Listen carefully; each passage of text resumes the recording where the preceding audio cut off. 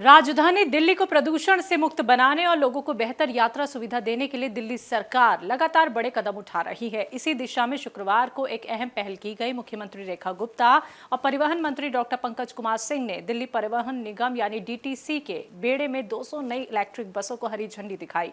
इसके साथ ही दिल्ली से हरियाणा के रोहतक तक नई इंटर स्टेट इलेक्ट्रिक बस सेवा की भी शुरुआत की गई।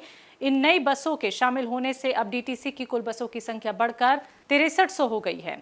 सरकार का कहना है कि दिल्ली अब उन बड़े शहरों में शामिल हो गई है जहां सबसे ज्यादा इलेक्ट्रिक बसें चल रही हैं। ये कदम प्रदूषण कम करने और साफ सुथरा वातावरण बनाने की दिशा में बहुत महत्वपूर्ण कदम माना जा रहा है। मुख्यमंत्री रेखा गुप्ता ने कहा कि दिल्ली को ग्रीन दिल्ली बनाने के लिए सरकार लगातार काम कर रही है। इलेक्ट्रिक बसों के जरिए न केवल प्रदूषण कम होगा बल्कि लोगों को आरामदायक और सुरक्षित यात्रा का अनुभव भी मिलेगा। उन्होंने ये भी बताया कि दिल्ली रोहतक रूट की शुरुआत से दोनों राज्यों के बीच यात्रा करना और आसान हो जाएगा। इसके अलावा नए बस टर्मिनल और डिपो भी बनाए जा रहे हैं ताकि परिवहन व्यवस्था और मजबूत हो सके। सरकार का लक्ष्य है कि वर्ष 2028 से 29 तक दिल्ली की सड़कों पर कुल 14,000 बसें चले। ये सभी बसें आधुनिक सुविधाओं से लैस होंगी। इनमें सीसीटीवी कैमरे, panic button, air condition, low floor design, GPS tracking और दिव्यांग यात्रियों के लिए खास रैप जैसी सुविधाएं दी जाएंगी। नई शुरू हुई दिल्ली रोहतक इलेक्ट्रिक बस सेवा से लोगों को बहुत फायदा मिलेगा। ये बस सेवा कश्मीरी गेट और पीरागढ़ी से शुरू होकर टिकरी बॉर्डर, बहादुरगढ़, सांपला होते हुए रोहतक तक जाएगी। इससे यात्रियों का सफर आसान और सस्ता होगा,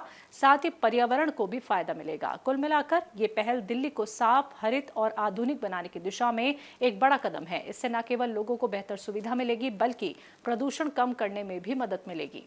Subscribe now and press the bell icon. Never miss an update.